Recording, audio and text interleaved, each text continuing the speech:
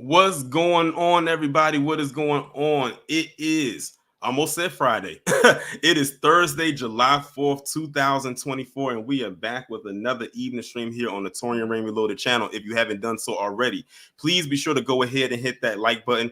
Please be sure to go ahead and hit that subscribe button. If you are new to the channel, welcome. Make sure to hit the bell twice to be notified whenever I upload a new video or go live. Shout out to all of the members here on the channel. Shout out to all of the people over there on Patreon, Discord, Twitter, X, Instagram, everyone who sends me stories. I greatly appreciate each and every one of you. And as y'all can see by the title, we are doing a very interesting stream tonight, a very more laid back stream, not as heavy hitting, of course, with the topics that I usually do, but I am definitely not alone this evening. I have some very special guests on here with me this evening. But before I bring each and every one of them up, let me go ahead and acknowledge everyone who is here so far in the chat.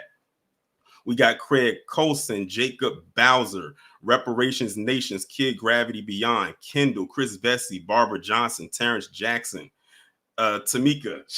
Ironically, shout out to Tamika because she's going to be up here soon. Trenches Politics TV, Trey 979. Brother Man to you, Moochie. Moochie. I'm laughing because the people that I'm laughing at are actually going to be up here speaking with me tonight. You got Candy Loves Talks TV, Bills Fan 1970, Bianca March, Modai J. Might as well go ahead and round it out. Jacoby, Carla, Donna, Sally, and Freedom Queen 00. And shout out to everybody that is here from my guest channel. I allowed them to be able to stream tonight from their channels as well. That way we can all be here as one big happy family to talk about this show. And the show we will be discussing is called Supacell. Some of you may or may not have heard about it, but it is a show that just premiered on Netflix about a week ago, about a little bit over a week ago, and the show is very phenomenal. But before we get into all of that good stuff, I'm going to go ahead now and introduce my guest. The first person I'm bringing up to the stage is an individual who I refer to as my auntie. Well, one of them. It's an inside story. Don't worry about it. But this is a person that I have a lot of respect for. She's definitely doing her thing with her channel. And by the way, all of my guest channels are linked down in the description below. Please be sure to go ahead and hit the subscribe button so you can go ahead and support them as well. But shout out to, again, the person who I have a lot of respect for, brings a lot of energy. She's all over the place with a lot of the commentary that she does, but then again, all of them are. But without further ado, let me go ahead and bring Auntie Moochie to the stage. What's going on? I got an introduction for a queen. An introduction for a queen. I'm honored. Hi, everybody. Yeah, and Moochie has been on my channel. She has been in the chat before. She has come up and spoke a couple of times when it comes to certain topics that I do discuss. But I'm glad I have her up here for a longer period of time to discuss this series. Well, this season, because Thank you for having me. I truly believe that this definitely should go beyond a one season, but we'll get into all of that. The next person I'm about to bring up to the stage is another individual, another woman. And shout out to the TVC again. The Television Commission. Shout out to Brillo, the Big Review, for coming up with that. But this is another individual who definitely is a person who subscribes and supports the channel every chance she gets. She's been up here before as well. She's like Moochie as well. Talks about various different television shows and movies. She's had me on her panel before. I think I might be up there again this coming Saturday. And I'm glad to have her up here to discuss the show with you all this evening. Without further ado, Tamika's Den, what's going on? Hey, everybody. Glad you are here. And the last person that we're bringing up, I feel almost needs no introduction. Some of you may or may not be familiar with him, but if you are not familiar with him, you will be familiar with him after this evening. This individual, I came across his channel just on random. I guess it just popped up in my recommendeds maybe a couple years ago. And I hit that subscribe button, hit that bell, and I haven't hit that unsubscribe since. And this person is on their way to 50,000 subscribers. So y'all definitely need to hit that subscribe button, because we're trying to get this man here to 50K before the end of the summer. And I definitely think that it can be done. All the way across the pond by way of Missouri, we got Mo.J. Hey, what's going on? I ain't know you contemplating unsubscribing, man. I ain't know that I didn't. side of No, the no, no, plan. no, no, no, Did no. not Listen, say that. I did not say. I did not say I was going to unsubscribe. I just said I haven't hit the unsubscribe button. You haven't given me a reason to unsubscribe. But I'm glad that each and every one of you are here because we are here to discuss this show tonight. And like I was telling Tamika, when we did what to watch for the month of June, I told her before we went to the next show or movie, whatever we was talking about, I said, Tamika, we are reviewing this show. We're going to collab and we're going to review the show. And here we are today. And we ended up having, getting 2 additional people to talk about the show with us. But before I go ahead and get into everything, first off, let me bring my slides up. Yes, I finally worked these damn slides. I finally found a way to work these slides. But before we actually get into every single thing, the first thing I want to ask each and every one of you because I'm going to ask this question now and then I'm going to ask another question at the end.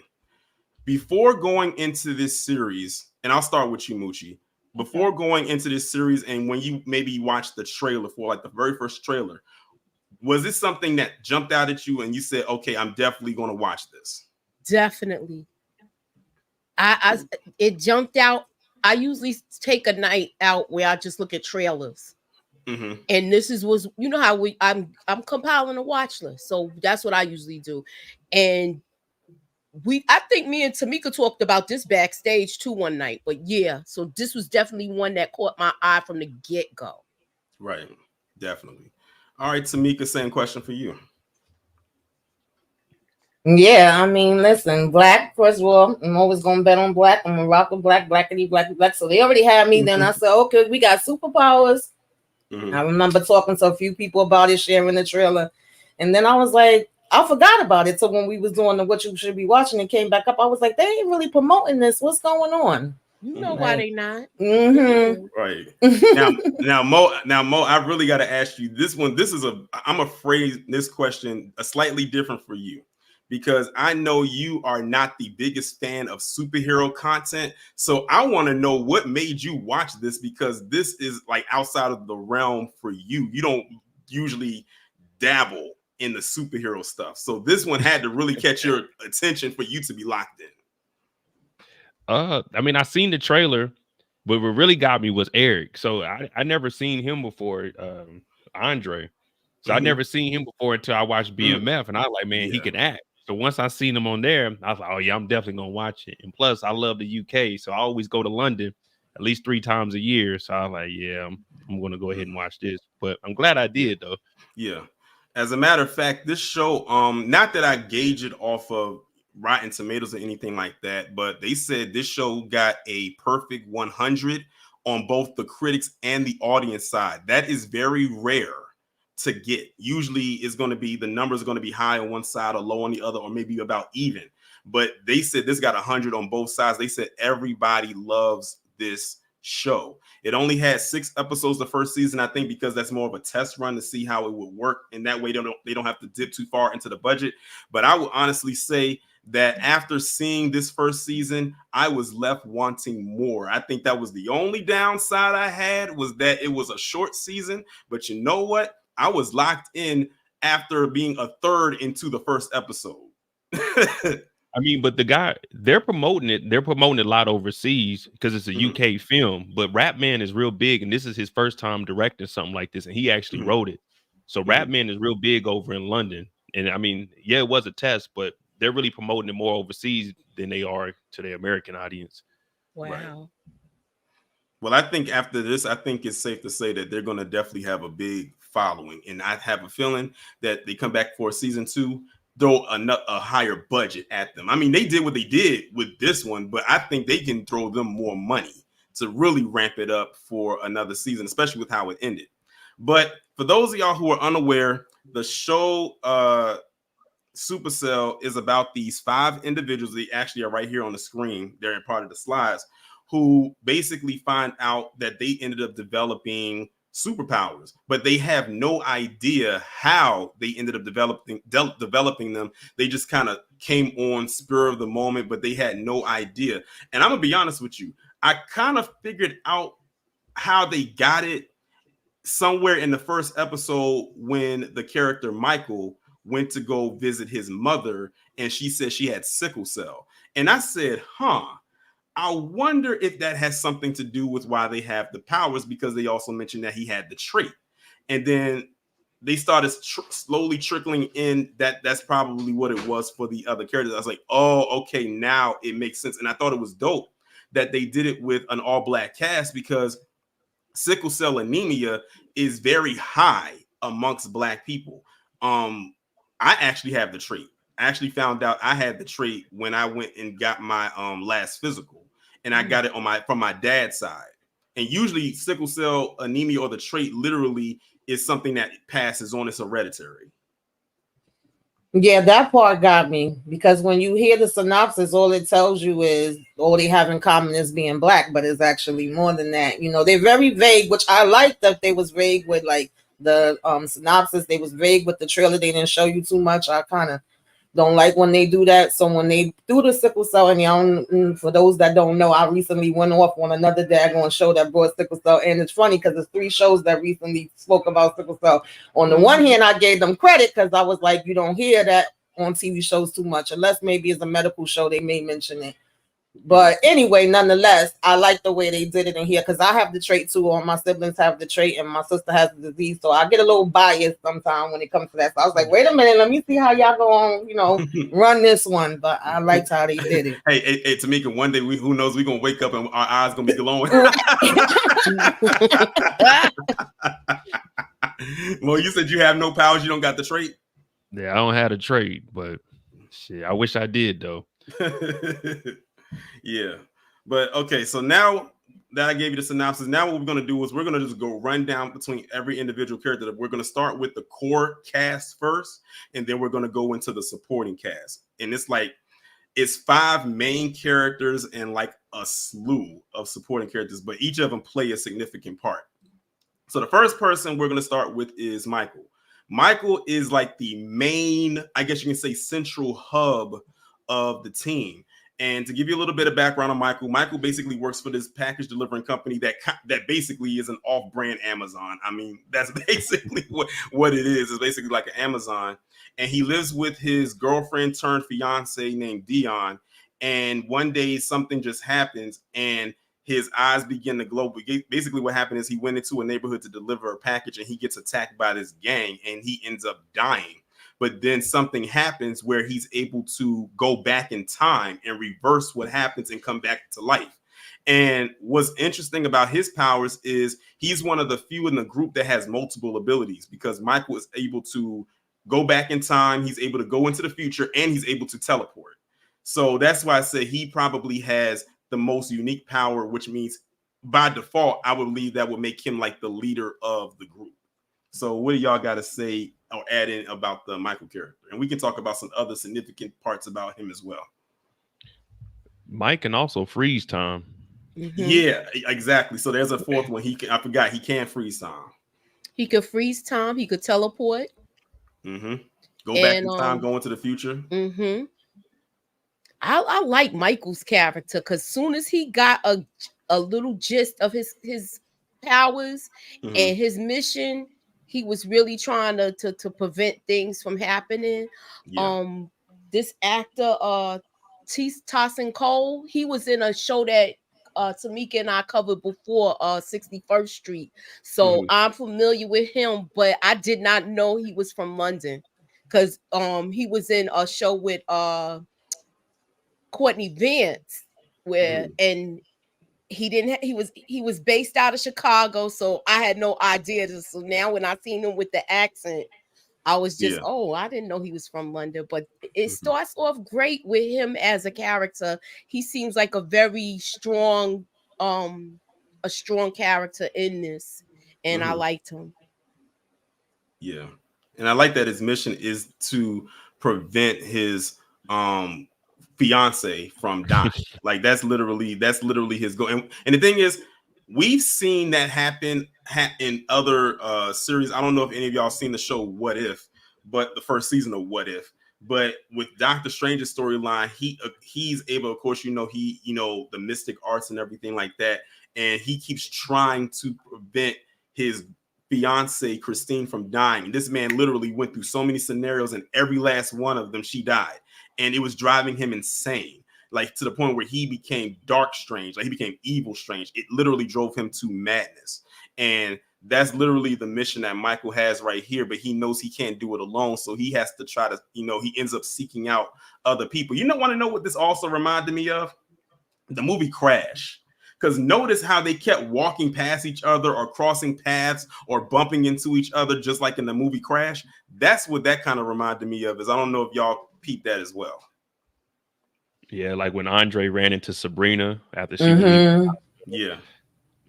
And then Rod knew everybody because he kept trying to sell to him. Yeah, exactly. I wish they would have told us a little earlier, though, because you've seen everybody when they were first starting using their powers, they were draining out quick. But once they all get together, they're stronger. So I wonder if that makes them have longer powers. It definitely makes them stronger. Yeah. Because you go ahead, Moochie. Oh, I'm sorry. He did say that when that's why it was so important for him to link with all of them, because they could stop whoever was coming at them, the Black Hoods that was coming at them, if they all band together. That's why he had to. That's why it was so important for him to connect with those people. And actually, when they connected the first time, that actually activated their powers as well. Mm-hmm. If it's somebody that already has powers and you're near them, you get your powers. Mm-hmm. Like if you didn't know that you had them. And this is all the more reason why I said this show needs to continue going on, because the fact that Michael was able to go into the future. Now, we don't know how far in the future he went, but he had to go pretty far because of how they looked and where they were at. It looked like they were in a post-apocalyptic world where it wasn't that many people alive. Like, you saw like destroyed cars. There was no one around. You saw the portal open up, and you saw Sabrina flying, which she has not done in present day yet. So we know that's coming.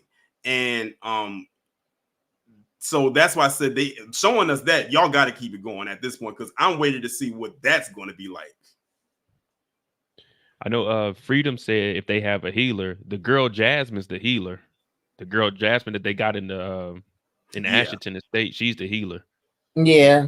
Yeah, that's why they keeping her close. This reminded me of a couple different things, like just hearing the synopsis and hearing that it's 5 people, they don't know each other, but y'all all got to stay together. We can't lose one of y'all in order to save the girl. It was a show years ago that came on called Heroes, where they had supposed to be save the cheerleader. I was like, okay, is this the Black version of that? And kind of was giving me that vibe. I also thought about What If, and then I said, well, maybe this is giving a little bit of if Top Boy met X-Men. I don't know how many people. I definitely got X-Men vibes, especially with the abilities, because I'm looking at some of the people. I was like, okay, this man can teleport, so he's like Nightcrawler. He can stop time, so he's like Professor X. He can go back in time, like a few other people, like Bishop and stuff like that. So he's a time traveler, he's a teleporter, and he can stop time. And shout out to Vampire Hunter Greg, because he just said the same exact thing you just said to me about this reminds you of a Black version of Heroes. So yeah, definitely. Yeah, I used to love that show. Yeah, I heard of Heroes, but I never watched an episode. With Crazy is crazy. If he touches you, he can get your powers, right? Yes. Because remember, he told Rod, I can't wait to use that. And then once Rod grabbed him, okay, I was just making sure. Yeah, that was bugged out too. And basically, speaking of X-Men, that's like Rogue, because Wicked can touch you and absorb in power absorption. Right. So I see where they got it from. I see where they pulled from, but they made it their own. I was going to ask about Rodney, because if he could heal himself, I don't think he knows he could heal others yet, because he just found out that he could heal himself. I think he can think he can.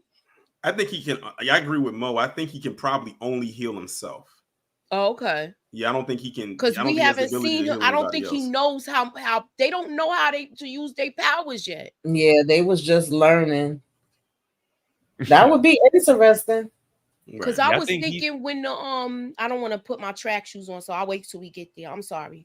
Speaking of track shoes, interesting. I see what you did there. All right, y'all got anything else left for Michael? We can go on to the next character.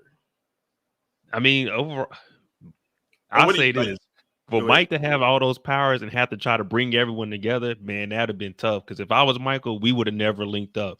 Because trying to get everybody, and then they talking about they don't want to come over, and Sabrina and her sister got stuff going on. It was just too much. I would have been like, oh well, Yeah. we ain't. He had a All lot right. on his plate. Yeah, he had a lot of definitely did. like I said, like Mike was literally the glue that had to hold them together, and without him, they would literally fall apart. Yeah, Mhm. Taser The was only doing thing the I would say most. Yeah, is, I think they did like good character development with him. Definitely was feeling for him, and I do think he's the most powerful, you know, out of all of them. Yeah. yeah, I just had to tell y'all, Tamika, Moochie, Tony, July 9th, get your outfits together. We're going to a funeral. Wow. Okay, let's go on to the next character. Taser. Now, I think Taser it has become like a fan favorite of a lot of people. Like a lot of people I've seen talk about this show have always brought up his character. Now, Taser is a gang member. He's a member of a gang. I found it interesting that their colors was red and blue, like the Bloods and Crips. But he's a member of a gang. He lives with his elderly grandmother because he doesn't know where his mother is. We know, or we find out where his mother is, but we didn't know it was her. Right. In the opening sequence, we didn't know it was her. And he basically, I think Taser probably had his powers early on because Taser was the only one that could go in and out of his ability without seeming like he was struggling to do it. Like it was like nothing. Like he could just activate his powers like it was nothing. But Taser, he basically has the ability to become invisible. He can turn invisible, and everything around him can be invisible. So if he's holding on to an object, you can't see it. Like, and I like that they did that because it makes him stealthy. Because in some instances, when someone's invisible, it'll just turn their body invisible, but you can see their clothes. But with him, it's his clothes. If he's like with him, his weapon of choice is a knife. If he's holding the knife goes invisible as well, and you don't even see it until he uses it on somebody or something, in like in a physical sense. So that's the Taser character. Taser's like the wild card of the group. But I say he's definitely going to be, he's very useful once you actually like calm him down because he's just out there. But he knows that he has to be strong for his team. Like he can't show any form of weakness. Yeah, he was kind of like in and out for me in the beginning, but going to the middle to the end, I was more like, okay. There was a couple times he was getting on my nerves. Yeah, he was a handful. Yeah, he was. I was liking Taser's story from the beginning. I kind of think as a Taser, like a Taser's like a rebel. I did like him. Don't get me wrong. That when they was gonna jump him. Yeah. I like Taser's story. The least story that I like was Rodney's. I mean, I like Rodney's character, but me too. I thought he was the weakest. Yeah. How did I know everyone was going to How did I know everyone was going to say that? But you know what? When we get to Rodney, I can understand why people feel that way, but I can also see why he is the way that he is once we got a little bit more into his story. One thing that got me with not so much Taser, but that scene right there where he had to fight that dude and he thought he was going to whoop his ass and Taser like literally beat the shit out of him. And and Crazy told him to stop, like he shot the gun up and he told them to stop. I said, okay, the way that they're filming this right now, something is about to happen. And sure enough, it did. He ended up popping that boy in the back. Tiny. Yeah, that was crazy. Yeah, so it's like I saw it coming. He popped him right, all because Crazy's goon lost the fight. I thought that was cool though, how they did that. I didn't want to see Tiny get shot, but I did. I like how they did that so it could build up the, the rivalry between him and Crazy. Yeah. And I really thought, I was like, damn, I said they're gonna kill Tiny, but I was like, thank God they went to the hospital. He at the time he was in a coma, but then when they went back, he was out the coma and he was alive. And I was like, thank God. I was glad that they didn't take him up. But I said, now we see where our antagonist is. We see it right there. That's the main antagonist right there. Of course, we didn't know what was to come with that character, but we're gonna wait until we get to that character to talk about him. Yeah, but I like the Taser character. As crazy as he is, we understand why he is the way that he is. He doesn't know about his mom. As far as he knows, his mom just left. He doesn't know where she's at. Unfortunately, he doesn't know she's dead either because, she tried to escape and they shot her and they killed her. So wait till he finds out about that. Yeah. It's going to be a wrap. But you sure we know that for sure? Do you think they Oh, used the healer? Oh, I think she's gone because I think if they wanted to use the healer to bring her back, they would have did it.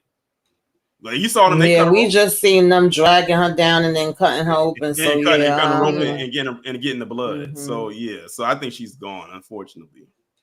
I mean, once they do if they have another season, 'cause I think they're gonna go forward in time, and then they probably jump back before all of this, so they could save everybody. Because even Spud's in the hospital. What is it? Tiny's in the hospital. So there's a lot of people that need to be healed. Yeah, and also too, I was so glad. Now, let me just give this disclaimer: I am not for DV.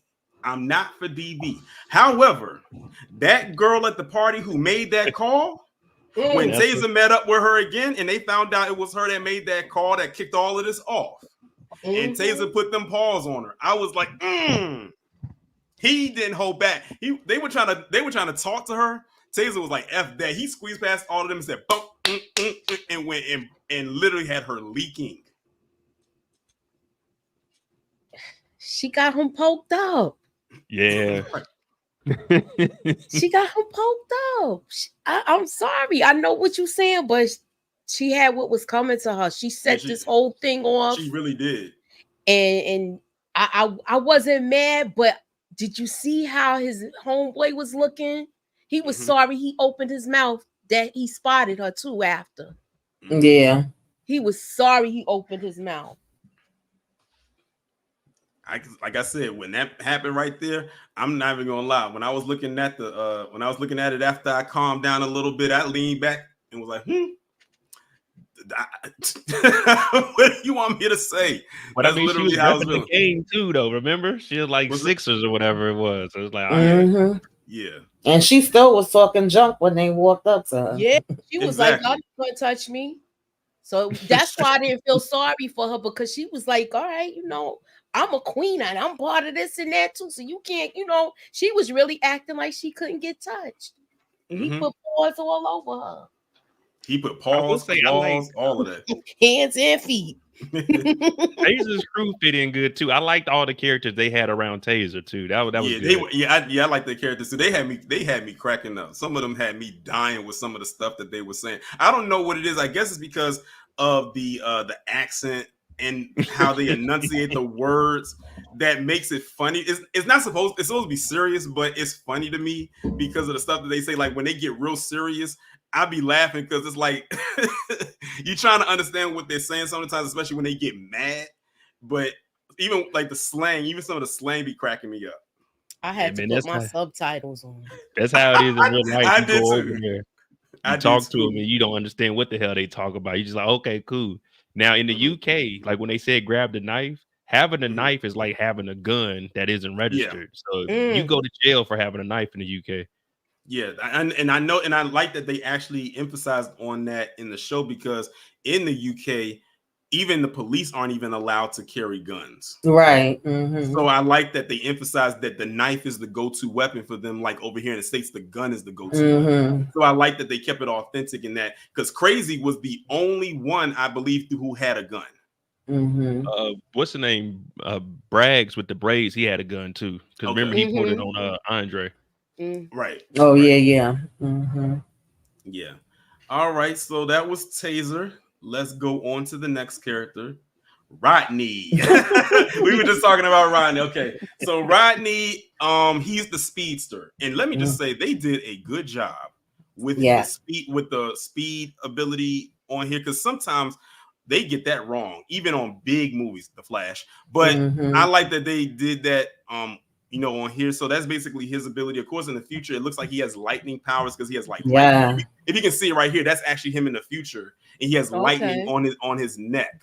So and the thing is, when you looked at him running, he had the lightning coming behind him, almost like Sonic. That's what it kind of reminded me of, with Sonic, and he was going fast. Remember because he activated his powers when he was trying to catch the bus, and he ran all the way from London to Scotland in like 10 seconds. When he got there, he saw that old woman pushing that car. He was like, "Excuse me, man, where?" He was like, "Where am I?" She says, "What do you think you are?" He was like, "I don't know." He said, "You're in Scotland." And he was like, "Oh." He was like, what? He was like, I ran from London to Scotland in like less than 10 seconds. Now, I don't know what the distance is between Scotland and London, but I know you can't get there in 10 seconds by driving or flying. Okay. Yeah. And then he was having a hard time trying to get back. He definitely was not my, like, at the top of my list as far as characters, but I like this overall. I think they did a good job with their storytelling, the character development. I feel like they started giving him more or showing us more towards the end that made it make sense for me. But in that beginning parts, I was like, okay, whatever. Like, you know, he's out here trying to get his weed off. Now he he got this feed is like 5 minutes or less for your delivery. Yeah, and that's basically what he is. He's a drug dealer. So the first time we see him, the first time we see him, he's trying to buy this weed, and everyone. It's funny because everyone around him is like, "I'm not trying to buy that mid." Nobody wanted to buy nothing. Nobody wanted to buy nothing from him. And I'm guessing, with it being in present day, I don't know what the marijuana laws is over there, if they're legal or not. But if that's the case, that's probably why they don't want to buy it from him. Like they was like, I can just go to a dispensary and get the good stuff, than having to buy it from you and not know. Who you are. You might put something in it. So that's basically Rodney's character. He's trying to sell this weed, but then his character takes a pivot when he goes to see his mother. Yeah. Now when we get there, he goes to see his mother. I forgot what episode. I think it was the Rodney episode. He goes to see his mother. Now we can look at Rodney. Rodney is of mixed ethnicity. He has a black dad and a white mother. He's a product of interracial relationship. And when he goes there, I noticed the camera had panned to a portrait. And in the portrait was his mom, 2 little girls, and this white man who was, I guess, his mother's husband. And the 2 little white girls there. And I'm sitting there right then. I'm like, Rodney's not in the picture. And it doesn't look like she has any pictures up of Rodney. There's almost like he doesn't exist. And when he's sitting there talking to his mom, and she says that her husband's not going to like you, like if he comes home and sees you, he's not going to like it. And I was like, oh, now I get it. She married one of those guys. And she basically discarded her own son to be with this man. I don't know if it was for a come up or whatever the case may be, but she basically acts like Rodney isn't even her son. Yep. Wanted him to move out and everything. He lived in, she wanted him and off on his own in a flat. Yeah. Exactly. I'm trying to keep their terms apart. The flat, the yard. Yeah. So when I saw that, I said, okay, now it all makes sense. Now we see why Rodney is pretty much out there hustling, because he doesn't have the support from his mom, who looks like she's living pretty damn good. I mean, we saw the house. We saw the outside of the house. She was living large. Okay. We saw the outside of the house and we saw the inside of the house. And I said, wow. So now we understand why he's out there hustling. But like somebody said in the chat, they said they feel like Rodney's one of the only characters that fully embraces his powers. Like you can tell he's really enjoying it, but he's still underdeveloped, very underdeveloped. And he looks like he's probably the youngest of the crew, because he still has a childlike teenage mentality, even though he's clearly in his 20s. But he still has, he's mentally, he's still not all the way there. Like I always say, age doesn't find maturity, and that's Rodney to a T. But I think that, of course, as time goes on, by the time we get to where this picture is, he gonna be a force to be reckoned with. Oh, definitely. If it's coming out of his veins in his neck like that, they gotta give him power. Like they gotta give him lightning or something, because just having speed ain't gonna be enough to do it. Like I said, if you go back and look at episode 1 when they go to the future, you can see when they was in the future, you can see the lightning. You can see the lightning coming out of his body, and you can see it right there in his neck. So he definitely is going to have that lightning ability for sure. And of course, the other one, like we mentioned before, is he can heal himself. That's why I'm thinking he probably could heal other people too. If he got the lightning and all of this now, I'm telling you, he probably could heal people. That's probably why he was telling him we all got to stay together. Exactly. I'm just telling you, he gonna be. Yeah, we don't know what other powers they gonna have, because they definitely look like they were stronger and doing more things in the future. And when Michael even bumps into Sabrina in the current time, he's like, you fly, and she like, no, but he saw her flying, so he knows that it's gonna be other things that they could do. Yeah, yep. Exactly. So he knows what they can do, but of course they don't, because they can't go into the future. So they won't know. That's why they have to stick together, and definitely have Michael there when they're together. Like, it's almost one of the things where they always have to be together until they develop their powers, where they can maybe do stuff kind of branched off, but still come together. Like, like forming like Voltron. I think that's the best way to put it. And you're right, Kendall. I forgot Taser is the youngest of the group, but Rodney's mentality makes him seem like he's the youngest. Yeah, Taser is the youngest. And that was another thing I liked, because they're all different ages, different backgrounds, different things going on. And it hits them all at different times, because we also had a missing little girl, and it's like, I think her father said it happened to her when she was a baby. So we don't know what's going to be the thing to bring the powers up for them. It's just like mad random. Exactly. In the middle of nowhere, you just getting these powers, and like, what the hell is going on? It also kind of, not the story itself, but just the aspect of the government being involved, not caring that we got missing Black people who does just turning up missing. That part kind of remind me of they clone Tyrone. Yes. Experimenting. Yeah. Especially when they go into and they find that base. The base is always in some unknown place that's not on the map. You can't find it on the satellite. It's always underground somewhere. They show you stuff. They have to show you stuff that if it's real. This is my conspiracy hat that came on just now. They can't keep it a secret. You put on your tinfoil do-rag right quick. Look, allegedly. But that stuff, I mean, listen, it ain't too far-fetched. All that stuff with the government, the medicine, the medical field, like how they were showing with the sickle cell, the nursing. I connected the most with Sabrina, with her working in the hospital and trying to get a promotion. I know we ain't get there yet, but I was like, girl, been there, did that. Like, so me and her was here. Right. All right. So let's go on to the next character, Sabrina. All right. So you spoke her up, and ironically, she's in the. I love this scene right here. But Sabrina. She works in the hospital. Isn't she an RN, a registered nurse? Isn't that what she is? Yes. She's an RN. She lives with her sister. We're going to talk about her sister a little bit later. And her powers is she has telekinesis, which reminds me, of course, of Jean Grey from X-Men, except Sabrina's not going to pass out every time she uses them like Jean Grey.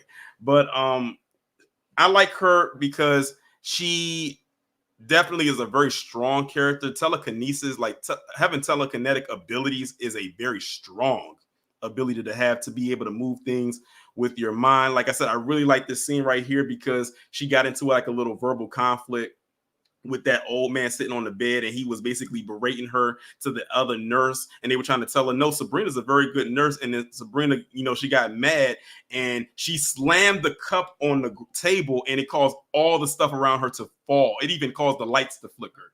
And then she walked out of there, went into the storage closet, sat on the floor, and the equipment just started to raise up and just fall. So it shows you right there, even with her, that their powers come from like heightened stress or emotion, like an emotional outburst. And she could have literally flung everyone across that room if she wanted to. But even in that moment, she had a little bit of control, but she just didn't know it. Well, so she already did it by then. With this, did you see how she fling that boyfriend that was doing all that? Well, he had that coming. He deserved it, y'all. I was like, So we can talk about that part when Sabrina goes over to confront her boyfriend, and then she opens up the door. Well, I like how they did that. That was slick. So her and her sister, whose name is Charlene, went over to the boyfriend's apartment, and they kind of stake out a little bit, and they see that somebody comes up with their Uber Eats is. I don't know if it's called Uber Eats over there. Mm-hmm. And they go ahead and they take the bag and pretend that it's them that lives there. And they knock on the door, and on the other side of the door is the side chick, to the boyfriend, quote unquote. Mm-hmm. Then Sabrina sees the boyfriend comes to the door, and then they have exchanged words. Charlene goes back to the car. Then Sabrina leaves and the boyfriend tries to chase after her, and she turns right around and force pushes him into the door to the point where didn't the door crack or something like that, or did it break? Something. Yeah, broke. I think it cracked. He hit it. He hit that pretty hard, and I mean, she didn't know she had the power to do that. He just, it was just a reflex, but it was just like, oh shoot. And her sister over here thinking she hit him with something. It's like, no, I didn't even touch him. Hey, the sister always knows we got to go before the police get here. She never stuck around for the police. Exactly. So yeah, that was a moment right there that Sabrina had, and like I said, of course, with the hospital. And what I like too is that she's working hard because she's trying to get this promotion, and I like that she's well respected in that hospital, especially since she's seemingly one of the only Black people working in that hospital, at least from what we've seen. And she has a lot of respect from not only her coworkers but from the patients. And she's doing all of this stuff, and then something happens, and I'm thinking, oh gosh, she's not going to get the promotion, and she possibly can get fired. None of that happens. She ends up keeping her job, and she gets the promotion to senior nurse. So I'm like, I was happy. I was real happy. I was real happy when that happened. Yeah. I was glad really that happy that happened because I was glad because the cliche thing would have been to fire her. Right. But I'm glad that that did not happen. She almost killed that old lady though. Oh yeah, she did. Thank God she caught herself. I forgot about that. she almost gave her an overdose. Yeah. But like I said, she was going through some stuff so she didn't know what her abilities were, and that's what ended up happening. But thankfully she caught herself before she injected it. Y'all got anything else left for Sabrina? The relationship with her and her sister. Oh yeah, definitely.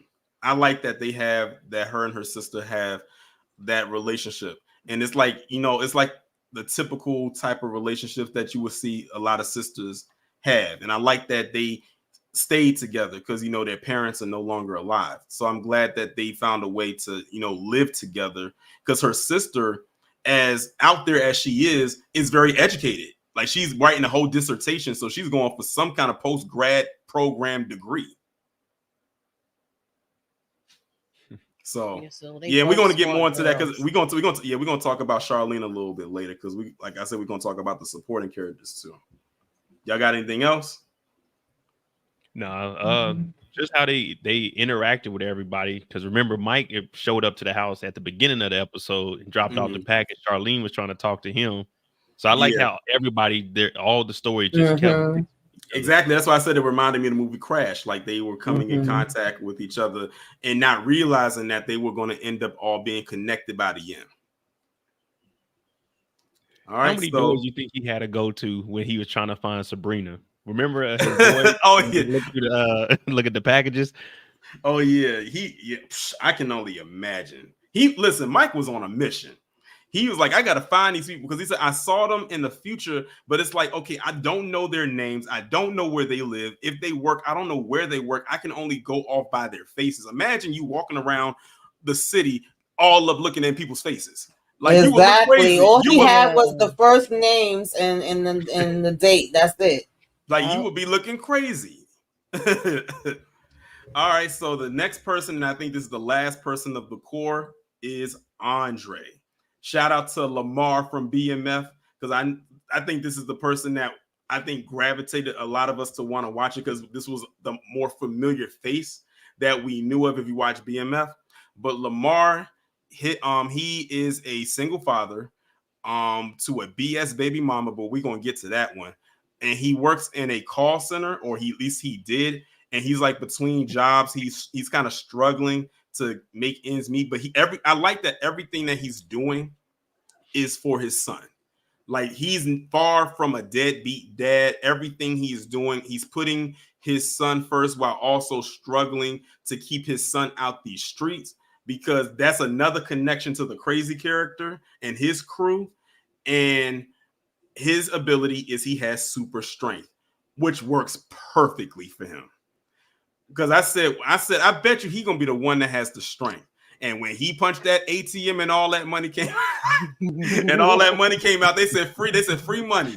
I was Yeah, like, that was crazy because they had shorted him his check, and I did like his character. I like the fact that he was trying to, be there for his son, like you said, and he just was trying to do the right thing and keep him from out the streets and take care of him. And so he was pissed off. He hit the damn thing, and all that money flew out. I was like, listen, I ain't mad at it. I've been picking up all that money. Yeah, me too. And he hit it so hard that he put a big crack right above the ATM, like it went right up the wall. Right up the wall. That's how hard, and he didn't even realize like that was his ability, was to have super strength, which I said works perfectly for his character. Now let's get on this trash baby mama of his. He's getting off work to go meet up with her and his son to go get his son, which by the way, I believe his son would prefer to be with him than her, just based off of body language and tone. And before she even gets into a whole conversation with him, she sticks out her hand. And I said, I hated that part. I said, no, this skank didn't. But in her defense, though, he gave her 150 pounds for 3 months. Come on, man. But I get it, but she literally was like, "Come on, we leaving." Like, it's like you got your stuff for sale. I didn't like how she did that. And like I said, it's not like he's a deadbeat. He's actually trying. Like, there's some people out here that won't even do that. And it's not like she doesn't know what's going on with him, because he works in this call center. I noticed he did the code switch thing when he was on the phone with a person I immediately picked that out. And then when he got called into the office, I was like, I think I know what this is, and I doubt it's for a promotion. Like, this guy literally makes himself available to continue to make more money so he can take care of his son. That's really all that there is to it for Andre. Andre is a selfless person when it comes to his son. He's not doing this for himself. And so when he got that money, he's the first person to sign up for the overtime. Yeah. Like when they said the overtime board is up, just put your sticker right here. He was the first one to get up and put his sticker in the little square so he can do that overtime. And then what ended up happening, like a few seconds later, Andre, you're fired. And the thing is, before the boss could even tell him he was fired, Andre already knew what was happening. He got his jacket, got his stuff, and walked out. The boss was probably still talking to the wall. If I was Andre, I probably would have got a couple more ATMs though. I'm not even gonna lie to you. I was surprised that he didn't do it. But it is what it is. I mean, he said he didn't want to go back to jail. So I mean, he was smart in that sense. Yeah. That's exactly what it was. Because he didn't want to go back to jail. He was already trying to redeem himself with his child's mother and all of that. Mm-hmm. So that's why she seemed like she didn't want to give him a second chance, but and also he seemed like he was trying to redeem himself. And notice too, every time they used their powers, you notice there was a camera there in the city that was watching their every move. And I'm like, these aren't street cameras; these are surveillance, watching from that hub that's underground. It's like every time the powers activate, that camera activates, so they can know and pinpoint where each person is and how to acquire. Yeah, and then Andre, he was battling against crazy people the whole time because his damn son, AJ, out here, he kept telling him, hey, man, leave him alone. Yeah. But one thing I want to point out, man, you see the difference? When the bill collectors call here in the States, they just call. In the UK, they show up to the house. They taking what they need. Oh, yeah, yep. They showed up to the house ready to collect on anything they could to equal out to the bills that you got to pay. And I thought it was dope that when his son came back, he was like, you know what? Here's the phone. Like, let me give the phone as collateral that you just bought me. And Andre was like, no, I just bought you that phone. He said, I spent like this amount of money on the phone. He's like, it doesn't matter. It's just the phone, but I want to make sure that you're stable so you can take care of me. I thought that was so dope. That was a good moment right there between the father and son, because you could tell Andre did not want him to do that. And he was like, it's just a phone. I can always get another phone. I don't want to see you out on the street, because by you being out on the street, I'm out on the street. And then I got to deal with my mother, who's going to be even worse about this whole situation. And she might call CPS or something like that. So that was a great moment, a father-son moment right there. Yeah, it was. I like the way that you pointed out earlier about the relationship and the body language that he does seem like he'd rather be with his dad more than his mom. And I'm glad they didn't do the cliche thing, because typically they'll always show the mother as the one in a good light and the father in the bad light. But in this one, they flipped it. Take notes, Tyler Perry. Mm-hmm. and it's a dark-skinned man being a hero. Exactly. He was going through a lot for AJ, man. The whole going to rob the trap house, when his friend came and told him about that, he was like, "Man, you go to the trap house with me, it's about 30,000." And I like that. And I like that in this scene right here, in from this particular picture that I got up. This was the scene where Andre had went over and confronted Crazy's crew.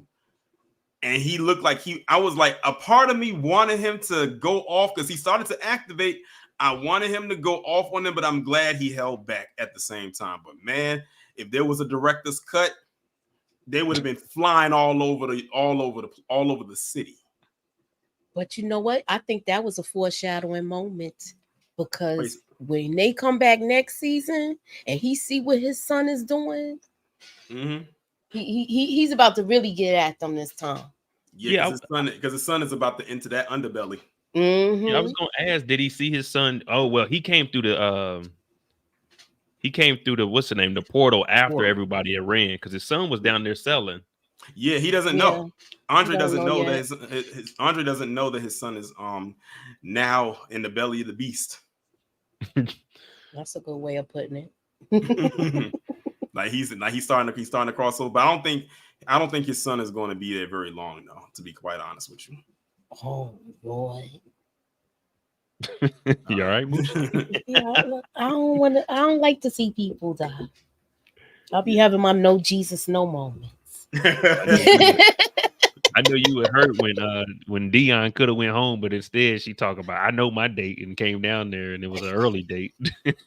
Right, exactly. All right, so that was Andre. So now we've gotten through the whole core cast. Now we're going to go through the supporting cast, which is basically the characters that are connected to each of the main characters. And the first person we're going to talk about is Dion. Now, Dion is the girlfriend turned fiance of Mike, who we talked about at the beginning. She is a social worker. First off, let me just say, with the exception of Rodney, all of them pretty much have careers. Yes. Yeah, I forgot Taser. Taser doesn't have a career. Andre.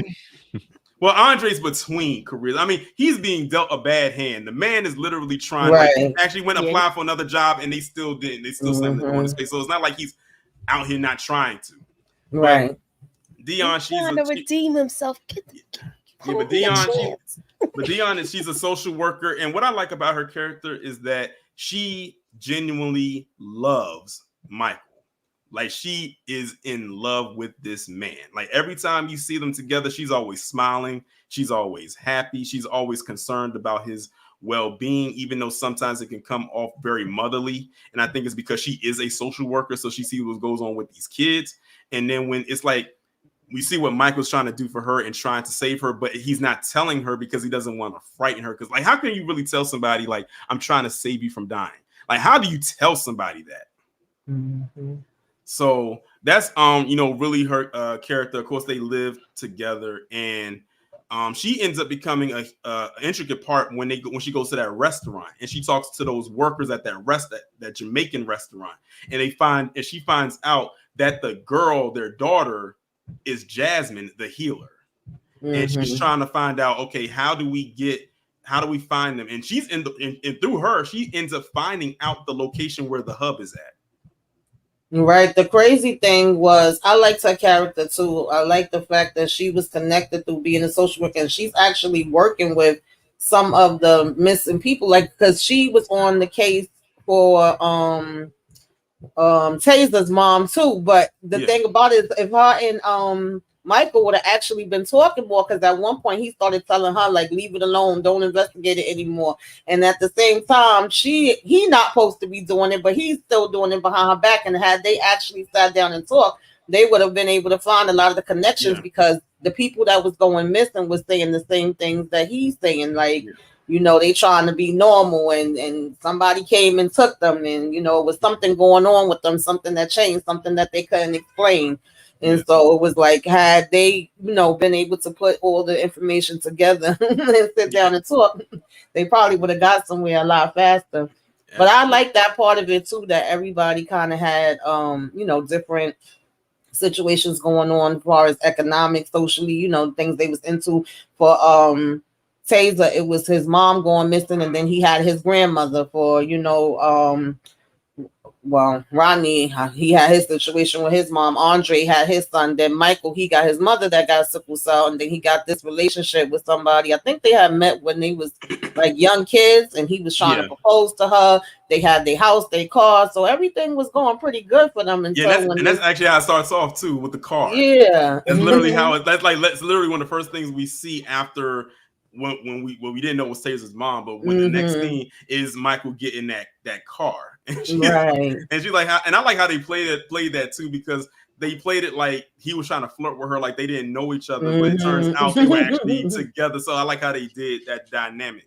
It was it was something else there too. I thought what was so funny was when Michael and Dion had got back to their apartment, and I think this was after he proposed, and they was about to get it in, and then Michael's powers activated, and he teleported, and that's when he went to the future. Yes, that was the first time. Yeah, that was the first time when his eyes changed. She was like, "What the hell did he just?" She was like, "Michael, what's going on, Michael?" But he was really excited. The whole engagement thing. Yeah, all of those emotions and I think the car for Dion, I think the reason they showed us that was when they go into back into the future or back to the past, they can't get the car because it started with them in the car and then she died in the car. Yeah. So the car, they probably have to, when they go back, he's not going to remember. She said, "Why'd you get the car? We can't get the car. We just got the house." Yeah. And so like that was the first time he goes into the future, and then that's when he sees what's going on, and he sees his future self talk, and his future self talks to his present self, and then that's when he gets taken to the grave where she's at, and he sees on there her birth date and her death date, and then that's when he comes back to the present, and she's freaking out. I'm sure anybody would. She was like, "You were just here, and then you just left." Right. I said, well, that evening is done, because in his mind, all he can think about is, damn, my fiance who I just proposed to is going to die soon. Now I got to worry about trying to save her. Yeah. And I'm sure that plays on your mental, because it's like, after that proposal, that's the next big step, of course, before getting to the wedding and being married. And now he can't even focus on that, because in his mind, he has to save the woman he plans on marrying. Exactly. Yeah. And to me, sorry. I'm sorry. Go ahead. Oh, I would say he said he only had 60 days too with that. So it was like time was ticking. So it's like he hit the ground running as soon as he came back to the present time. Yeah. I thought it was interesting too that his future self said, "Oh, like you was able to come to the future. I wasn't able to do that. So when I was at the point you was at, so it was basically like, oh, well, maybe you could prevent this from happening. You need to go and get, these people. It have to be all 5 of y'all." So he was already kind of ahead of the game in the past, though.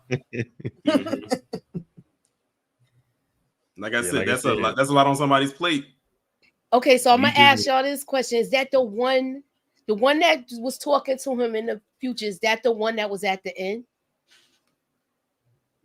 No. That was the present one. The future one has the future one has like a beard, and he has locks. Yeah. So the one you saw at the end. So the one you saw at the end, that was the current present day Mike. Yeah, I got a theory about that. I don't know if it's gonna be right, but I was just wait. That's what I think it's gonna be more than one version of him. Yes, I really do. That's my prediction. And I don't usually have theories, but I was like, wait a minute. This is a first for you, Tamika. So wait a minute. Are you saying they're gonna try to do the whole multiverse thing? I think so. I think so. Yeah, Because if they because go in he the changed past, the timeline. He changed what happened. She died before she was supposed to. and that's why Oh, okay. Spud kept talking about the butterfly effect. If you change one thing, it's Mhm. going to change the future. Exactly. So when he goes in the past, well, he got to go in the future to get the information. But when he goes back to try to change this, he's going to have to meet his past self and basically tell him this is what's going to happen. So I think it is gonna be 3 versions of them, y'all. I'm just, I Yeah, could be maybe wrong a though. timeline that he go back to that Dion is still alive. That I don't see her. I think we're gonna see her again. I already feel that Mhm. way. Yeah. He doesn't want to put that out there though because Right. it's too Yeah. soon. At this point, he's just trying to go and see who was all behind this, how it all started. But I think he's gonna find more than that. Yeah. Put a pin in that. Because that's why he said he was going. Remember at the end when they were all at the club, he told him, I'm going to go into the future and I'm going to find out everything so we can come back and change. Well, stop everybody that did all of this to us. So they're going to have to go to the past and try to change everything. Right.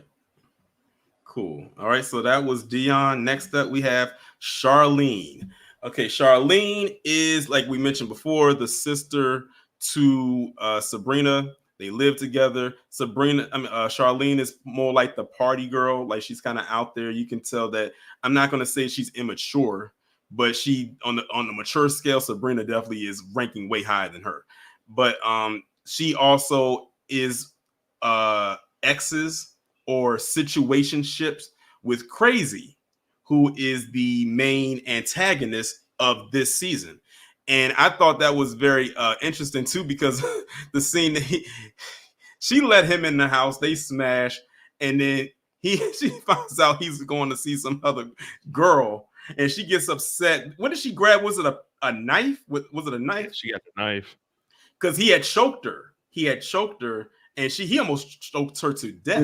He had a strong hold on her. Yeah. And when the next time we see her, she gets up from that floor, she goes in that kitchen and gets that butcher knife, and that's the last time we see her for a little bit. And she closed the door. I'm like, he drove off. What you gonna do? Run down the street like a mad woman with this big knife, like no one gonna go see you? But also before that, remember what happened at the club.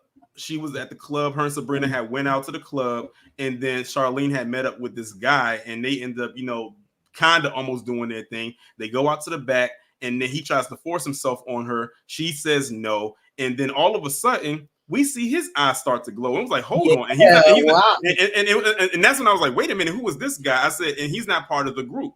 And then all of a sudden, Sabrina comes out. She does her thing. She grabs Charlene and they start running down the alley. And then all of a sudden, this guy starts flying. So his ability was to fly. Sabrina looks back, uses her power, and knocks him to the side so hard he broke his neck. So that guy, he went viral. Like he's like an influencer or something. That's how I knew who he was. But but he didn't die though. Remember when she came back and there was no report of it? So I want to know. Yeah. But wait a minute. But wait a minute. Didn't they say when they saw on the screen, because when that scene ended, it went to the part where the hub was and said deceased. Yeah, it did show. So I guess they came and cleaned it up, because when she came, there was no evidence that anything even happened. Yeah, because it did say deceased on the screen, and then they pretty much had her picture and was thinking she was the one that did this and that she had the power. So can I ask y'all, because they got her, they was thinking it was her. Do y'all think something gonna turn up with her? Because it could be in her genes too. It may not just have showed up yet. Yeah, because they ended up kidnapping Charlene, thinking that it was Sabrina. So they just took her, and now they're holding her in the cell. And she next to the healer. Yeah, she was next to the little girl, because when they went past, you seen her in there. But you know what I was going to ask y'all about this though? With them two and him coming back. At first, I thought they was gonna all be together because he was talking to Taser, and he was brought back to life because he said it when they took him back that last time. He thought that they was gonna do it again. Oh, okay, cool. And like I'm somebody in the trying chat not to said, put and my track shoes on. My bad. like someone said in the chat, say he's still alive. Okay, well, we shall see, because Sabrina had his neck pop like a Pez dispenser. I don't know, And but I you heard the wonder, pow in his. Well, the other guy, I don't know about him. The first guy that took her outside when they was at the club, I don't know if he's still alive. But I think the other one, the one that was trying to get Taser, the Oh, last you one mean that was trying to Crazy? yeah. Yeah. He was Okay. brought Crazy, back to life before. Yeah. Because he said yeah, it they when he killed was in him that then, though. room. But they did take him out, but we don't know if they're gonna bring him back again. That lady Victoria seemed like she was over it with him. I was on to her since she first came on the screen. When Yeah. I was looking at her, I said something about this woman seems real shady. And when I saw what popped up at the end, I said I knew it, and she's running the whole operation.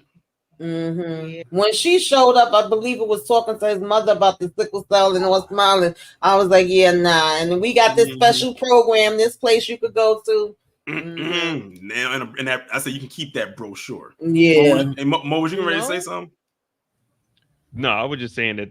Oh yeah. The guy that they killed outside the club. I wonder what was he doing, because we know what Crazy Job was. Crazy Job was to gather everybody. He was just walking around. I mean, he worked for him, but he wasn't really looking for anybody with powers. He was just drinking and wilding out.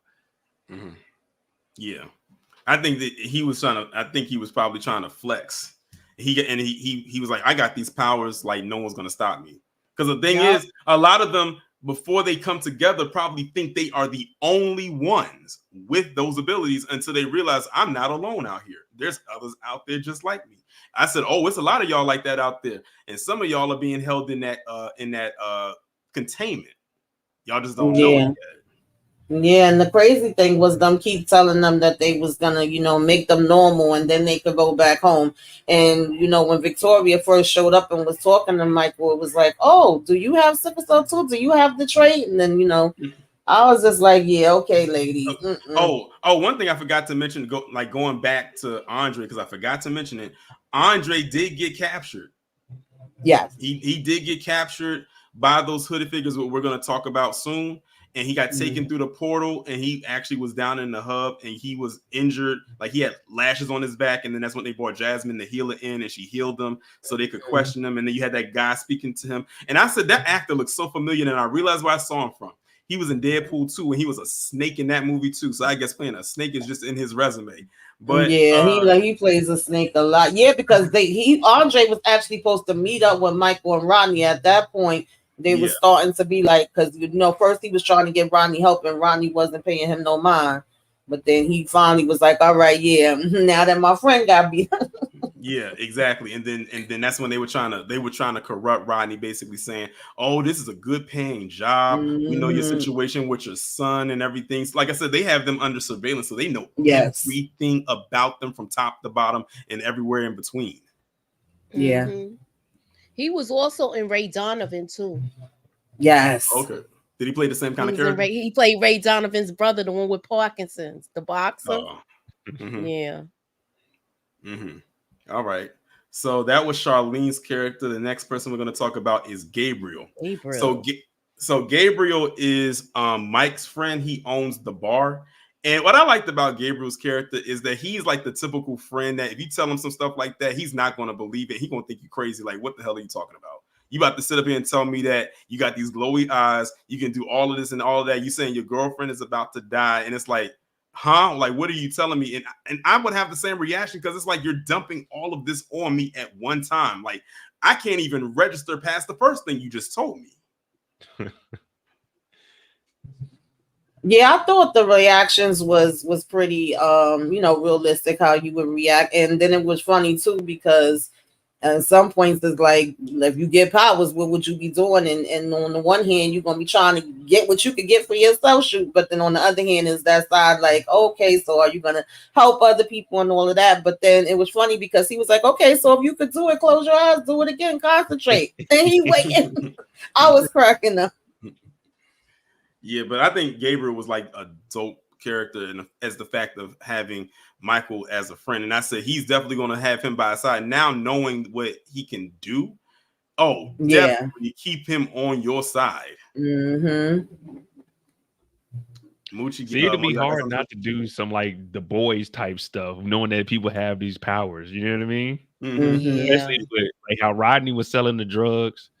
Man, I don't know, man. It'd be too tempting. I'm not trying to save nobody. I'm just trying to enjoy. Yeah, you just want to do what you want to do for you.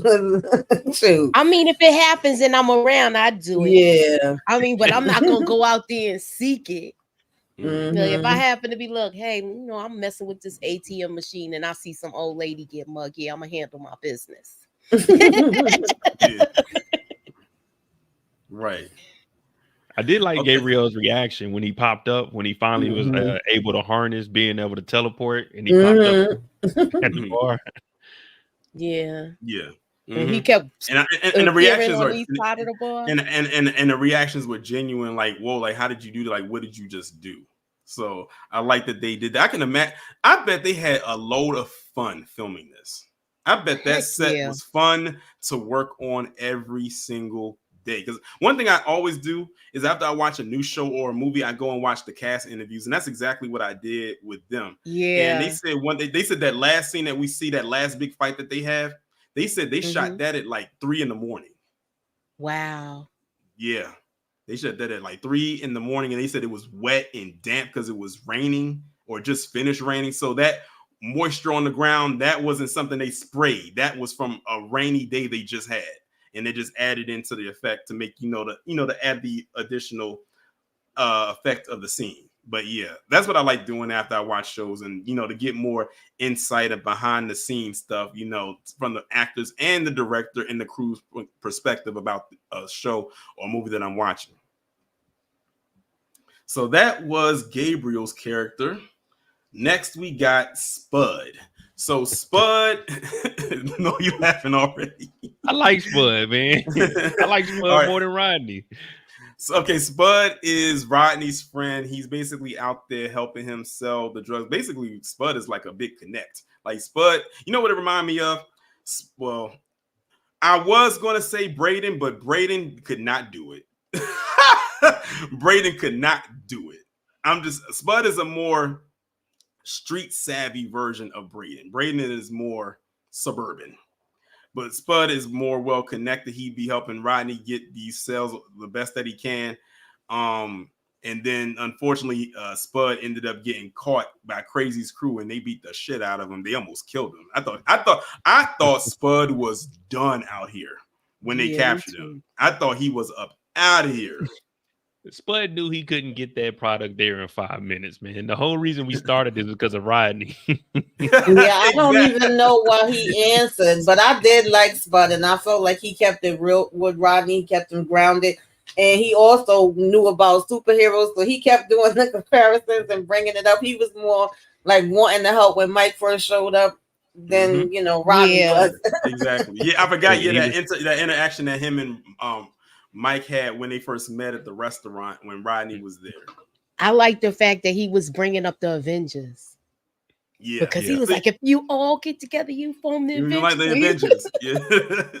So that's like they said, okay, they's like Marvel. We kind of mentioning you without saying Marvel. We mentioned one of your biggest properties.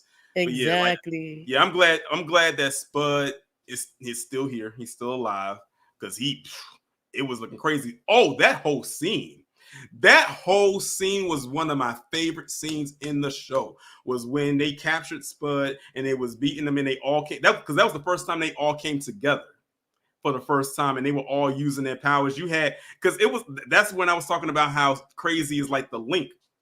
So you had Spud that was there. Rodney came looking for Spud. He finds out Spud is with Crazy. Then he goes over there to see them. Charlene and Sabrina go to see Crazy because Crazy put his hands on Charlene. And then Mike is trying to find, whoever. And then Andre's going over there to get a safe that unfortunately there was nothing in. And now they're all together in this one location. And it's like a whole bunch of chaos going on at one time in that scene. Because the taser and them got to shooting. Yeah. Exactly. So that was the scene right there where they all came together for the first time. They don't know who any of them. Well, Mike knows who they are because he saw them in the future, and he was like, "Realize you're who you say you are, and all this other stuff like that." So, okay, Mucha, I got you. And now it's like, okay, now I realize I'm not the only one like that. You got these glowing eyes and you got these powers. Okay, now where do we go from here? Exactly. I like how they showed everyone's power at the beginning of the episode where Taser shot the gun and then Andre used his strength. I liked how they did that. Yeah, like they were kind of bouncing off. I said, see, this is the beginning right here. So imagine what it's going to be like when they're together. Exactly. And they learn how, first off, to learn how to hone their individual powers, but then learn how to work together as a group. Oh, they're going to be unstoppable. And then as time goes on, they might end up adding additional people to the group and expanding. Because while it's good that they have 5 now, I think they're going to need an army because those hooded figures are going to keep coming. Like it's like they have an endless supply of them. So they're going to need eventually, in my opinion, more than 5. Well, we see how they got them, so we know that that he's hiring people to go after other people. He's taking people out of their situation. So those cameras that you spoke about earlier, how they looking at everybody, there is going to be more people they're going to recruit to come after them. I think and they gotta get in that facility and get them pulled out of them cages too. Yeah, I'm sure this is probably like all around the world. That's probably just one facility that they have. Yeah. Can you imagine if they expanded and they started to find others like them in other countries and on other continents?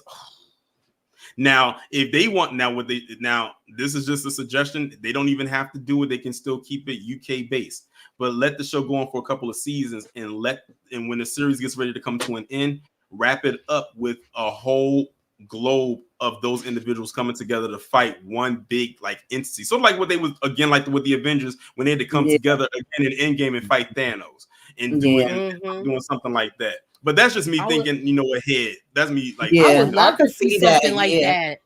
I would love to see something like that. Yeah. And since it's called Supacell, there's probably like smaller cells that already is like 2 or 3 people that know each other that are doing like little stuff in their own individual areas. Got their own little enclaves. All right, so that was Spud. So the next person we're going to go Crazy. I mean, we already talked about him so many times, and he definitely lived up to the name of Crazy. Now, Crazy is in this season the main antagonist of the show. He's the leader of this gang. He's the one that popped Tiny in the back after one of his crew got beat by a taser when they thought that taser wasn't going to really do nothing, but taser was giving them hands. He was giving them that work. And then as time goes on, we find out that Crazy has powers himself. We find out like what in the last or second to last episode of the season, and we find out that his ability is power absorption. So if he touches someone or if someone touches him, he can use their abilities. That's why I say he kind of reminds me of Rogue from X-Men. But the thing is, he doesn't have to touch their skin like her. He can just touch their physical body. They can have clothes on, whatever it is, and boom. Because I thought it was, I'm gonna be honest, I thought it was dope when he just went around and just touched the individual characters and just started using their powers at will. Like he just said, let me touch you, let me use your power. So that's basically his ability. And the thing is, if he gets certain abilities, then it's gonna be a problem, just like when Rodney had touched him. Yeah, that was definitely interesting when they brought that part in because I didn't see that coming. I felt like he was bad enough without that going forward. He was a problem. Yeah, I was like, okay, this is crazy. Yeah, because it was like, okay, yeah, because when he was doing it, because at first when I was looking at it, I'm like, okay, he's just going around touching them. I'm like, oh, he can use their powers. That's his. And when you think about it, that's a dope ability to have. Yeah. Because it's like you can become unstoppable with that if you touch enough people. It's like, but I wonder how long he can use their powers because it doesn't sound like he can use them for too long. It sounds temporary, especially with what he did when he touched Rodney, because when he touched Rodney, he was going around slicing their throats, cutting them up. When he got the taser, when he got the taser, he could tell he felt the type of way because he was straight jabbing taser. Yeah, he was like, I was in here screaming when that boy happened. I was like, I literally, yeah. He was going, and he probably stabbed him like 1,000 times. Right? Yo, it was like so fast you couldn't even. All you saw was the arm just moving. I was like, oh, yes, and then when that happened, luckily, he didn't kill Mike all the way, because Mike just let out this loud yell, and they went right back to before it happened, and then it went right to the point where Rodney said, "Okay, I'm gonna go and go up to him," and then Mike was like, "No, don't," and then that's when he froze time. Yeah, that was hot. And then, that whole scene was. I don't want to go too much into that scene because I actually have the picture for that scene, and we can just talk about that scene. So that's pretty much crazy. Now the next thing is these hood. I'm gonna be honest. If that was first off, if a portal was just to open up, I'm thinking. You know what this reminded me of? Terminator. Yeah, right. Yes, it was a combination between that and the superhero movies. Yeah, I thought of the Terminator because when it first happens, you see a little spark of lightning, and I was like, okay, this reminds me of Terminator. And when it opened up, I was like, is the T-800 or the T-1000 about to pop up right now? So these are the hood figures. We first see them in the first episode where Mike goes into the future, and these are like the other little, I guess you can say, side antagonist characters. We don't know, and when we first see them, we don't know who they are or where they come from, but we just know they have powers too, because one of them was like a flamethrower, like he could throw fire. I forgot, it was another one that could do something else, but we don't know them, so we don't see their faces. They just always look like this.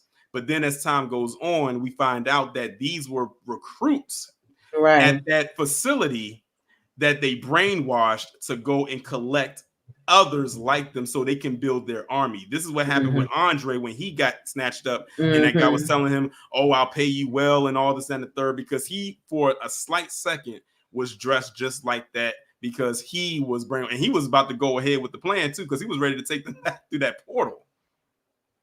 But remember, Andre's a selfless person, and he was doing it for his son. He wasn't doing it for himself, not realizing that he wasn't doing a good thing. Yeah, he believed what they told him, so I'm sure there's a lot of them that believe it. And at the end of the day, they just want to get out of there too. I'm sure they making all different kind of promises to them, so they like, all right, we're gonna get out here and get them, but we ain't know all that part. So when they first was coming out at them like that, I was yelling like, oh God, get out of there, do what you gotta do. Exactly. Do y'all think the son gonna get powers? He might. It's a possibility. I'm thinking about it because it's like, if it's hereditary on his dad's side, I can see him having the trait. Then yeah. I'm excited for next season already. Yeah, I am too. Exactly. So those are those figures right there. We see them, like we actually see them a few times. The first episode, we see him again when they capture Andre, and then we see him again at the end for that big fight that they have at the end, which actually leads me in. This is actually the first fight right here, because you can see Andre, he's not there with them. This is the first time right here, and man, they were so shocked with Sabrina. They was like really completely like thrown off by her ability when she used her telekinesis, because they was like, they kind of knew what the others were. They kind of don't really know all of Michael's powers, but when they saw her use her telekinetic ability, Sabrina's a problem too. Like when she really develops, she's going to be a problem, because remember, in the future she can fly, but right now she doesn't know that she can. So yeah, that's going to be very interesting going forward. But this is the first encounter that they have with those individuals coming through the portal. Of course, with this one, they weren't as successful. Well, they weren't successful. But that's how it works. That's how it goes when you have that first big fight. And you can see Taser, he's injured. You can tell by the way he's like kind of hunched over. and Sabrina right there front and center, like she was like they. I just realized something. They said, "Oh, they doing their superhero pose." Man, if that's Mike's superhero pose, that's nasty. Well, I'll put it this way. I'll put it this way. Sabrina's in kind of her stance. Rodney's in his because he's a speedster, so he's always looking like he's about to looking run. ready to run. Yeah. And Taser not so much because he's hurt. Like he got hurt. And the thing about this scene right here, remember, Taser has the ability to turn invisible, but one of those figures had like that heat sensor, so he could see all of them do. With that mask, everyone that has the hood on, if they got the mask on, then you can see them. Because remember, they started breaking them. They started breaking them so they couldn't see them. Right. And with that, that's how they were able to see Taser. He thought he was invisible. He was like, how are they able to see me? And then that's when they figured out later on that, like Mo said, they have those goggles on so they can be able to see him. But Taser still looked like he ready to juke somebody. Oh yeah, he was gonna do it. So he Taser was on demon time for real. He's an injured or not. I'ma still use this, and he always had that knife in his hand. The only time he didn't have that knife was at the end when he got jabbed up by Crazy, and Crazy. Was and the first time he got taken care of, I think that's what made him start carrying it from after that party. Exactly. So let me stick right here and talk about that last fight scene. Right, that last fight. Even though I don't have the picture up. Because the last one is the last clip of the season. When they were using their abilities, the hooded figures was using their abilities. Remember, one of them threw Sabrina up against the wall and was like, you had all that wind, and it was literally she couldn't breathe. Like it was almost like being up in the air and you have like no oxygen. That's literally what was happening to her. That was after she killed wasn't that the person's sister? It was a sibling. Yeah. Sabrina had knocked them into something, and I think they got impaled or something like that, and they died. I mean, they went there with even some of the deaths. Like they were like they didn't, like they were showing them. So for people who haven't watched the show, these kills that be happening don't be happening off screen. Like they show it all. Like they be going in. But I like that last fight scene. I said, okay, they got their little first family fight scene together. I said, and the thing is, that's them with their when they still are developing their powers. So imagine what it's going to be like when they are really locked in and they really know what to do. Yeah, because Mike was like stopping the bullets in the air, like, and he didn't even realize what he was doing. Like that time when they came out, he got messed up a couple times. There was another time when he got stabbed up, and then that's when it replayed, and he went back, and it was like that's how he kind of already knew Taser, because Taser was standing off, and it was like, well, wait a minute, what just happened? Kind of like you feel like you had deja vu. Did that really just happen? But when he came back with the bullet, I was like, okay. Yeah, and also too, you was gonna say something, Mo? No, I was gonna say that was cool how he popped up in the room with the bullet in his hand. Yeah, exactly. That was dope. But also something unfortunate did happen in that last scene. Well, first off, after Crazy had sliced and diced them up, and Mike went back in time briefly to undo that, it wasn't enough because what he did was he stopped time, and then he went and he thought he killed Crazy, but Crazy was still alive, got the gun and fired off and ended up going through the windshield where Dion was at because she was there with them. It went through the windshield and shot her right in the neck, taking her out before her death date. So, like I said, it goes back to what I was saying about he did all of that and it still didn't matter. Yeah. And she ended up getting taken out before time. And like, that's why she should have left. He told her to get in the car and leave. I was so pissed. Like, why are you still saying that's what I was saying. She needed to leave when they were standing in front of that building all that time. I was like, why are they standing there? Exactly. Yeah. How long they stood there?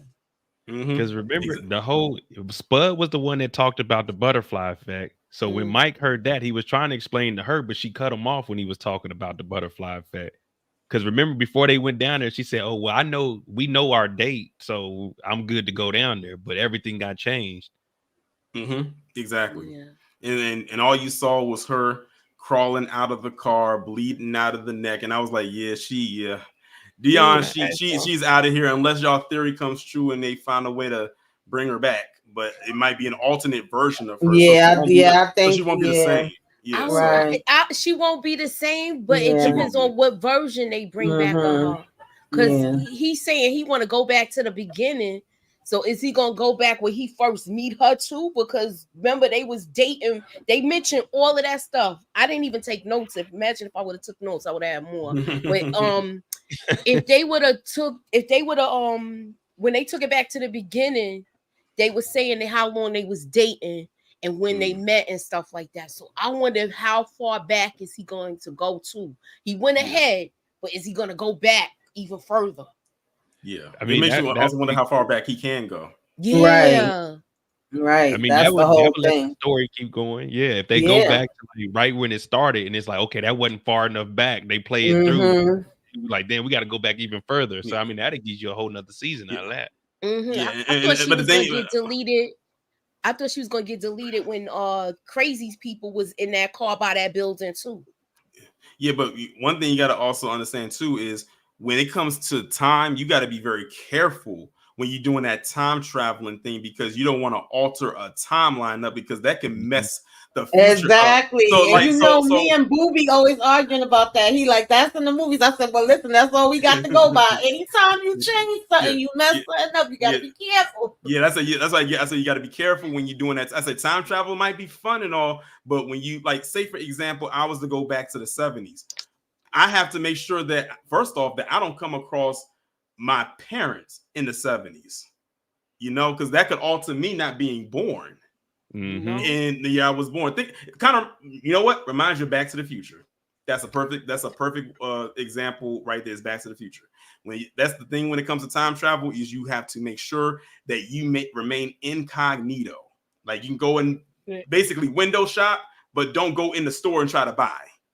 That's basically, I guess that's the best way that I can put it, is to be careful when it comes to that time travel thing. So you have all of that happened. Go ahead, Mo. You going to say something? I was going to say, like, let's be real. With Dion not leaving and going home, when she was down there and she watched all these powers, people opening up portals, teleporting, disappearing, throwing fireballs. What did she think she was about to do to Crazy when he picked Taser up with one hand and she grabbed her like, what do you think you was gonna do? Exactly. She was like, leave him alone. She needed to put that beamer in reverse and get the heck out of there, yo. Yeah, I was like, why is she leaving? Yeah, that was unfortunately, as much as I liked her character, that was her fatal flaw. Unfortunately, it was a fatal flaw that she didn't leave. She got in the car and she drove towards the action. She could have just turned around because when she drove towards it, that's when Taser fell on the roof. Yeah, I don't know what she was thinking. yeah. Now that I look back at it and think, yeah, she should have definitely left. But that was just it was bound to happen. So we have all of that occurs. Now Dion is unfortunately deceased for now because we have these theories that she might come back, but as an alternate version of herself. And then we have this scene right here, which is the last scene of the season, where they're all standing together in this room.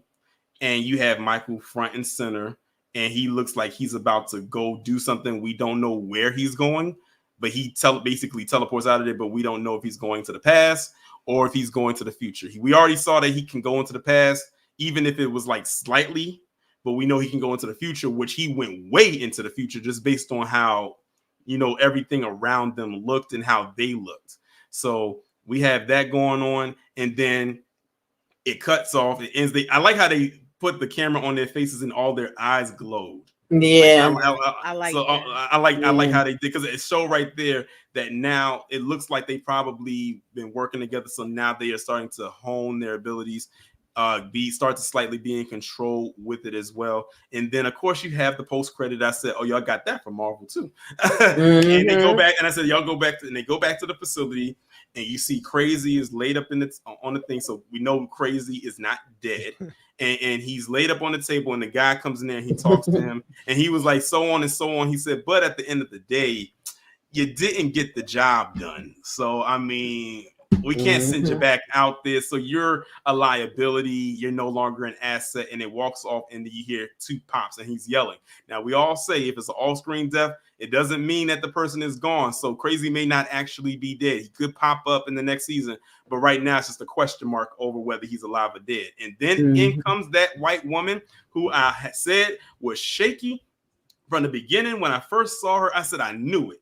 She's the head of the operation, so she's even over that guy. Yeah. And then they get into the elevator. She says, I wouldn't, in so many words, I'm just paraphrasing, I wouldn't get too comfortable because you too did not hold up your end of the bargain. The look on his face. Right. Like now I gotta step in and do it the correct way. She said, now I'm gonna have to step in and do it my way. That man looked like he was about to shit a brick. Yeah. The look on his face was priceless. He was so scared. Because she was like, I got you out of prison and you still didn't deliver. I just want to see if they do bring him back though. Yeah, I don't think she's. And it's crazy because even when he showed up in the neighborhood, everybody kind of was like, "What the heck is he doing here? How did he get out? He was supposed to be in jail for I forgot what they said, 35 years or whatever it was. Like he ain't supposed to been out no time soon." So they was kind of probably thinking he sniffed on somebody to get out, but no, he was in this program. Yep, but he like she has him on a leash. The last thing he wanted her to do was be in that facility, because really, I like how they gave her cover, because she was out in the field, quote unquote. She was the one going out handing out the pamphlets and talking to the people, but she's really the head honcho. Like she's the one that they report to. And this is the first time we see her in the actual facility. And now she says, I'm gonna have to come and do it myself, which also reminds me again of Thanos too, because in one of the end credit scenes for one of those Marvel movies, he walks in, he sees the Infinity Gauntlet, he says, look like I'm gonna have to do it myself. Yeah. So that kind of reminded me. So I see where they pull things from, different comic book movies and references to put into the show. If you don't watch those movies, you probably wouldn't catch it. But yeah. And I feel like they was doing experiments on the people. I don't know what they hoped to get out of it, but I feel like they was doing experiments on the sickle cell patients that was in the supposed special center, because when his mother went into crisis all of a sudden, and he was like, my mom haven't had a crisis in a real long time, and he was trying to get it under control, and they put him out the room. Something about that, I was like, we don't know if they was taking something from her, putting something in her. I wouldn't put it past. I think they did I think they took blood from her. Yeah, that part when Mike's mother was seizing, that was hard to watch. Yeah, so they definitely have to do their research to see, okay, what is a person who's having a moment or a spasm like who has sickle cell? Because I'm gonna be honest, the first time I ever heard of sickle cell anemia was with T-Boz from TLC, because she has it, and I remember like watching Behind the Music back in the day.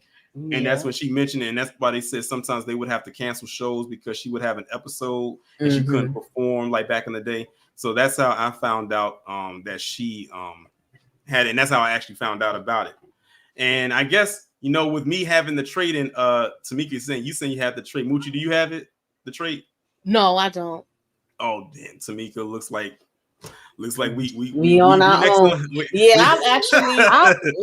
I've actually been like, my sister was born with the disease. Me and all my siblings had the trait. She ended up the baby of the family, got the disease. So all our life we've been back and forth at the hospital with her. She used to get bad crisis. So yeah, I've been like writing papers, researching sickle cell for the longest time. That's why I was like, wait a minute, hold up, we talking about sickle cell? It definitely piqued my interest, and I want to see which way they was gonna go with it, because it ain't no joke. And a lot of times, now we've come so much further with medicine, but back then when my mom first had my sister, they was like, don't expect her to live past 21. That's what they used to say. Wow. Yeah, they said that in the VH1 thing too with T-Boz. They were saying she wasn't gonna have a long life. Yeah. And that's when I learned about it, like, because she really kind of educated people on the disease. At that time, on the illness. So she educated people on the illness and how they go through it. Yeah. So this was definitely a different spin. I was like, okay, this is interesting. Yeah, I like that they did it and they didn't do the cliche thing because they could have. When it comes to shows like this, it's always easier to do the cliche thing. So I'm glad that they incorporated saying if you have the trait, then you have an ability. So I thought that was very interesting too. But that's going to pretty much end. But before we actually bring it to a close, I'm going to go down the line because remember I said I was going to ask y'all at the end because I asked y'all one question at the beginning and it was the one I was going to ask y'all at the end. So I'm going to start with you, Moochie. Should this show get a season 2?